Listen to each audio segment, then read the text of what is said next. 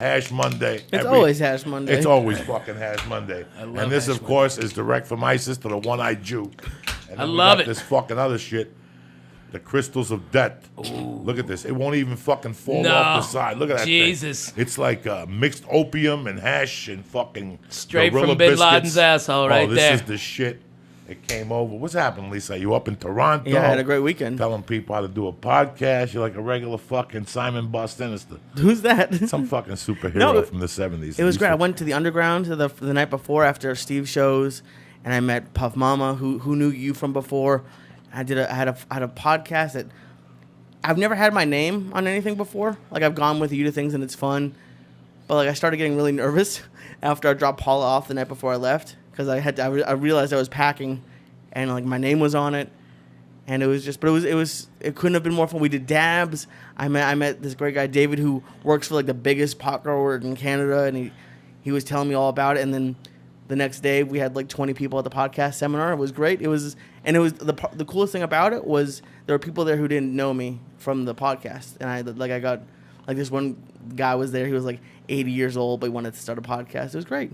All right. That's kick ass, man. Yeah, I love Toronto, man. Oh my God, I've never been to Canada. Oh, really? I've always heard everyone was really nice, but it was just so much fun, and the food was great, and it was just good Chinese up there in Toronto. Fuck yeah, man. They don't fuck around Peking up there. duck. Good weed. They ain't fucking around up there. They miss got that birds city. in the fucking windows, man. Remember when they were shooting everything up there? Yeah, that was good because you go one street and it's New York. You turn another street, it's fucking Chicago. You go in one place, it's goddamn Philadelphia.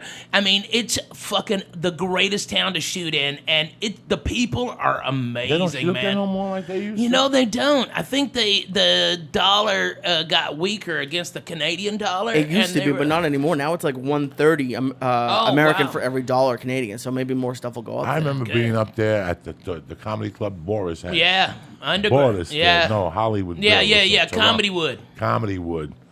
It was 2 weeks for $1,200, $600 a week the headline. Brutal. And you lived over the bar, but then the second week you went to the other club and you lived in a house with his crazy brother who was a driver for a hooker service. Yeah. And he would wake you up every night. Listen, this one got beat up. She's bleeding from the head. She'll suck your dick for the small 15. It was crazy. 15 Canadian. I had to keep the door locked. It was horrible. 8 US. But That's great. I remember being on that block and walking down the block one day and seeing Andy Garcia, the guy from fucking Cheers, the fat guy. Oh, yeah, George Wendt. Oh, my God. John Voight, all on one block. They were all staying in the same fucking hotel. Yeah. Here I am sleeping over a fucking bar. I know, and man. they're down the corner. They used to deliver weed to your door in those days, 35 and 8. Yeah. Toronto's a good. They have a movie theater.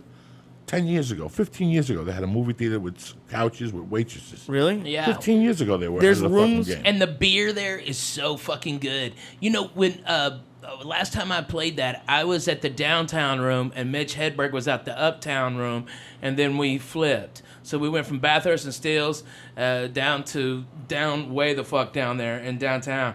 And that's when Mitch met his wife, Lynn.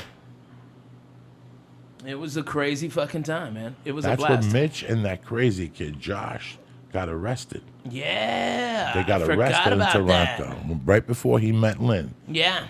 Right before he met Lynn. That club was okay, but then he cut the money and Right. cut the money and it was weird. I like, and I used to You know what sneak I in. think? I think that fucking I think he got pressure from the Russian mafia. Well, he had a partner. Yeah. And they were always there, and they were like Russian Jews. Russian Jews. Chubby guy with glasses. Yeah. But it's funny because that whole town, like it was 2 weeks, and I'd settle in there. That was the only town that I broke my thing about strip clubs.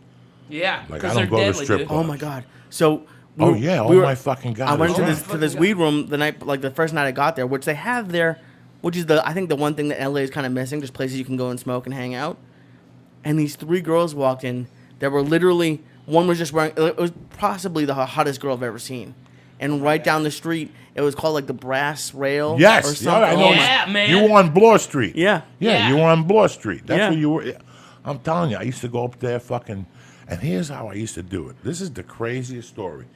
I used to go to the Improv, and at the Improv was a nice Irish kid from Manhattan that was going to the U of Miami.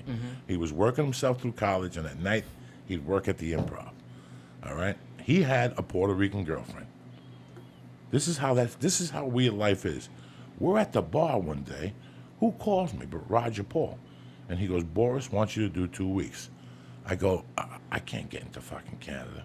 I just say this in front of you. I go, they want me to go to Toronto. I don't think I can get into Canada. And she goes, I could sneak you into Canada. I do it every day. And I go, you live in Miami? She goes, no, I don't. I just come down to visit this knucklehead. She goes, I live in Buffalo, New York. But my father's retired. And he's a professional gambler. And he gambles in whatever. They gave him a pass that he goes there. Right fucking through. Oh, wow. So he would drive me to Ontario to the bus station. And then I would take the bus from Ontario to Toronto. And I would stay there 2 weeks. But the beauty was on the way out. Because then I'd give him my ID, and you'd see him look at the ID and go, like they would fucking look at the computer, and then they'd look at me and they go, when did you come in here? And I go, last week, I came on the other side. No, you didn't. Yes, I did, but it's too late fucking now. You know what I'm saying? It's too late, baby. It's too late. Somebody's going to get fired. So you want to arrest me on the way out? Be my fucking guest. I said I saw you and your fucking partner here. And they gave me my ID, and they said, don't come back. I came back 3 more fucking times within the next year and a half. It was good times. And the same way, but once 9/11 came, they locked that road up. Yeah. They locked that fucking road up. Yeah, you can't hardly get over what now. What a fun city. Well, I miss it. What a fun. And now I'd love to go to Vancouver. I remember 15 years ago. When I'm telling you, this is how long ago. Gavin was still married to his wife, and he lived on Martel. Wow. No. Yeah, Martel, because him and Keith lived on Martel. This has to be 2000, so it's 15 fucking years ago, 99. There was a girl that used to date Larry Vizeo that was the fucking cutest blonde girl you ever saw in your life. Her parents were hippies, her grandparents were hippies.